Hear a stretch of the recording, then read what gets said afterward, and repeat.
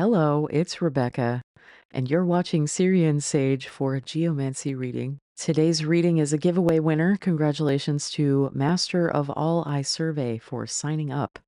I will leave a link in the description for those of you who also would like to sign up for this opportunity. I do offer a free giveaway reading every month, which you can sign up for through my website. And I also have other freebies like downloadable zines. If you want to learn more about geomancy, I am teaching classes on geomancy this summer at the Northwest Nest, which is on Lake Tanwax in Graham, Washington. Tickets will be available through the link in the description. I will also make an update once I have e-courses online for this. For those of you watching from home, wherever in the world you may be, yes, I did get your comments. I know you want to learn more. So I am creating that more for you right now.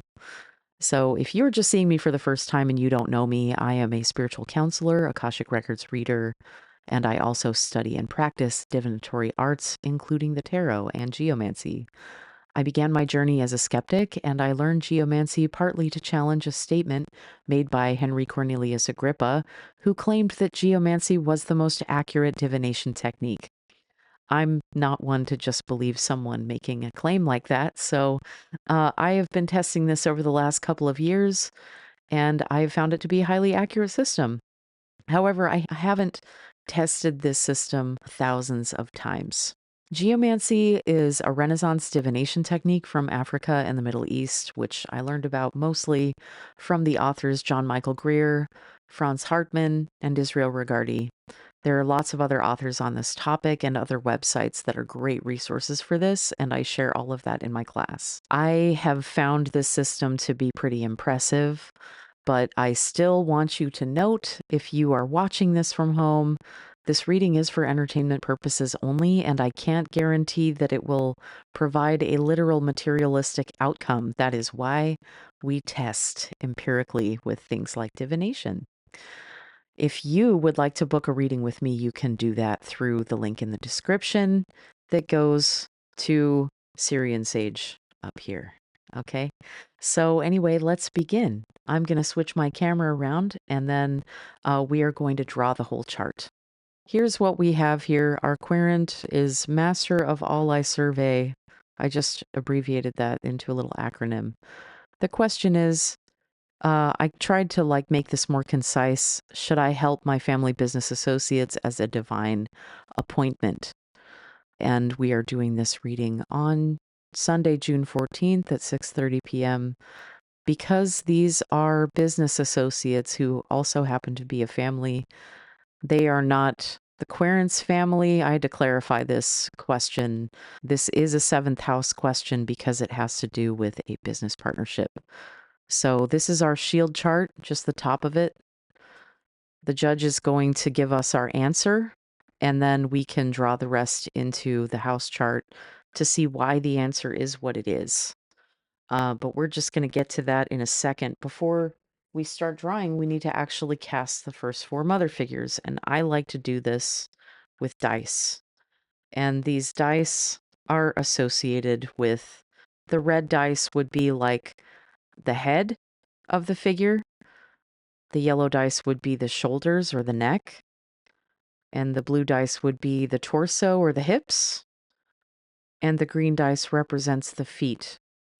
So I associate these with the elements of fire, air, and then water and earth.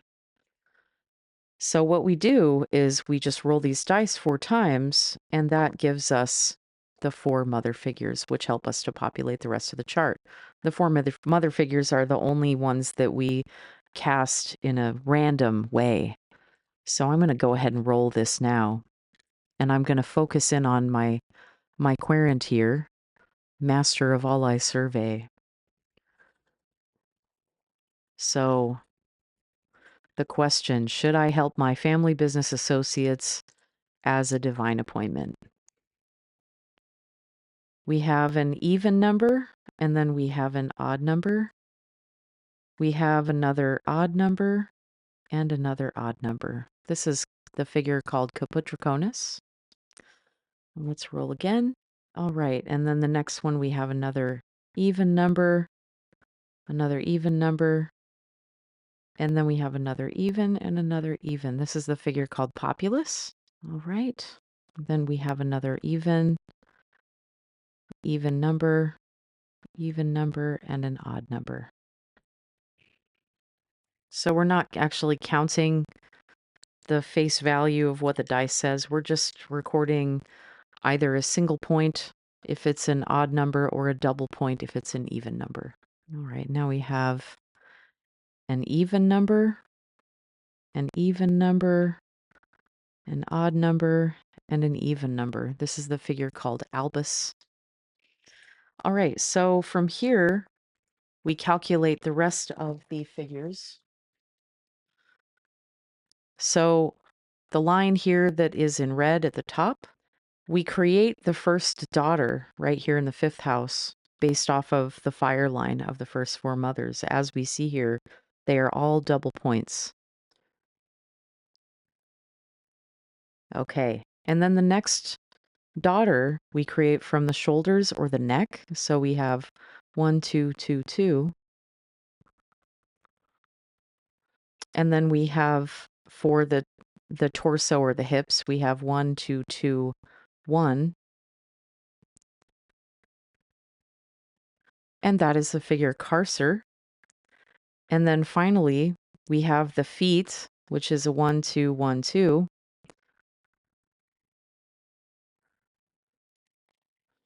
And that is the figure called Amicio. Now from here, we're going to mathematically funnel these together to create the nieces. And what I mean by a funnel is that we're going to use arithmetic to draw together. I'm going to use my alien hand just for fun. Why not? We're Hi. Okay, we're going to put together the head to get a number. This is either going to be an odd or an even number. Up here, if we add 2 and 2, we get an even number. So we're going to end up with 2 points. If we put together an even number with an odd number, we're going to get an odd number. And again, and again. So here we have the same figure once more. We have Caput Draconis, the head of the dragon. Now, if we do the same arithmetic over here, we're going to end up with an even number, an odd number, and an odd number. This is Fortuna Major. And then over here, we're going to get an odd number and then all even numbers again. And then once again, we're going to add these together. If you put 1 and 1 together, you get 2. If you put 2 and 2 together, you get another even number. And again, we get an odd number by putting these together, and we get another odd number by putting those two together. So over here, we have an even number, an odd number, and then we have even. If you put 1 and 1, 1 and 1, you get 2. You get 2. This is the figure called Rubius. Okay, I'm back. I got interrupted. All right, so we're going to draw the second witness here by funneling together these two. Okay, so if we put 2 and 1 together, we're going to get an odd number. If we put 2 and 2 together, we get an even number. If we put 1 and 2 together, we get another odd number. And then again, we get an odd number. So this is the figure Puella, which means girl. Okay, now we're going to mathematically funnel these together to get our judge. This will be the answer to the question, judging by the figure that is appearing as the judge. So if we add these together, 1 plus 2 equals odd, 2 plus 1 equals odd, 1 plus 2 equals odd, 1 plus 2 equals odd. So we have an even number of points for our judge. And this is the figure via. Via means way. Also, via means like road. And another thing that via indicates is the sign of Cancer and the moon. Via represents change in all forms. It's a mobile figure. This means that the energy is going to dissipate really quickly. It's going to come out just as quickly as it came in, basically. But we also want to look at what is in the seventh house, because the seventh house tells us about the relationship itself, about partnerships and agreements, business agreements. This is the figure carcer. This is where we get the Latin root word for incarceration. So I don't consider this to be a favorable figure. And also, according to traditional geomancy, they would not refer to that as a favorable figure. It means prison. So it's a figure of restriction and isolation. But anyway, let's go back to the judge, because the judge is really telling us yes or no. Like, should you consider these people as some form of divine appointment? And I would say this is a liminal energy. It is traditionally an unfavorable figure. So that would be saying, like, it's almost like a warning to say, like, probably don't. It's also has like different conditions, like it's favorable for journeys because it means road or way, but it's unfavorable when you want to leave things unchanged. Okay, so this energy, because it can go either way, I want to put together this figure and this figure. So this would be the querent figure in this house. This is the querent, the self. This is the figure caput draconis. I just want you to know, like, there's so many different ways that you can interpret a geomantic chart to get more nuance about your situation. And you can actually read all the 12 houses in here like the astrological 12 houses. You don't need to put it all into a house chart like over here, but why don't we just do that just because we can. So I'm just going to copy over in order the 12 houses and just put them in order, so that if you were doing this as an advanced interpretive method, you would have that additional context for it. So let's go. We've got Caput Draconis, and then we have Populus, and look at how nice and colorful this is. By the way, this geomantic Procreate chart I have available on my website, and you can get this Procreate template for yourself so that you can draw it in color just like I'm doing right here. This is just a template that I created, so if you cast the figures with a white color, it will shine through the little layer mask that I've set up on here. Anyway, let's draw those all in. So this right here, we have Caput Draconis in the first house, and then we have Populus in the second house. We have the figure called Tristitia in the third house, which means sadness. Populus means people, or like a crowd, a multitude, or a double path. And then let's see, what do we have in the fourth house? We have Albus. That is a figure of peace and stability. That's a stable figure. And then in the fifth house, we have Populus once again. The sixth house, we have Letitia, which means happiness. It's the opposite of Tristitia, which means sadness. So that's interesting. And then we have Carcer in the seventh house, which means prison. In the eighth house, we have Amicio. This means loss. And then we also have Caput Draconis again in the ninth house. And in the 10th house, we have Fortuna Major. And then we have in the 11th house, Letitia once again. This is like the house of your mentors and like your benefactors, like people who look out for you. This is a really, really good sign that you've got friends looking out for you in this whole situation. In the 12th house, we have Fortuna Major once again making an appearance. What we pay attention to is, do the figures of the querent and the quesitid appear in other houses in the chart? And so I'm going to switch my pen over here because I just want to draw attention to the fact that we have Caput Draconis is appearing not just in the first house, but also in the ninth house.